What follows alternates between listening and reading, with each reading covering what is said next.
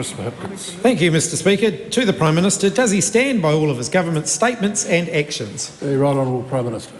Thank you, Mr Speaker. Yes, and especially our actions to get on top of inflation.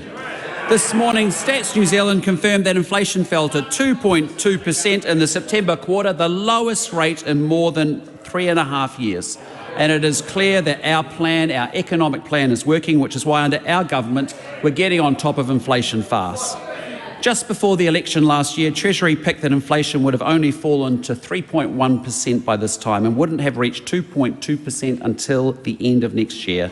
And that's despite all the scaremongering from the opposition, that fully funded tax relief, which Labor didn't support, for supporting working families with the cost of living would actually push inflation higher. Didn't do that. But instead, our economic plan is delivering lower inflation, lower interest rates, 2 interest rate cuts in 10 months versus, I think, 6 or 7 increases over the last 6 years. And importantly, what we're seeing is the foundations for economic growth to get New Zealand back on track are in place. Why are there 10,000 fewer people employed in the building and construction sector now than there were the day he became Prime Minister? It's a terribly sad day for the Leader of the Opposition. We have good news, which we have inflation in the band. We've delivered income tax relief for low and middle income working New Zealanders, people the Labor Party used to care about but don't anymore. We've got fast-track legislation sitting there and he refuses to support it. Come on board, do something positive. This economy is dealing with the lag effects of woeful economic mismanagement by that member and his former government.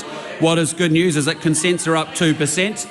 The Infrastructure Commission's latest pipeline estimates total over 6,000 projects, $147 billion worth, and the Transport GPS put in $33 billion for the next 3 years.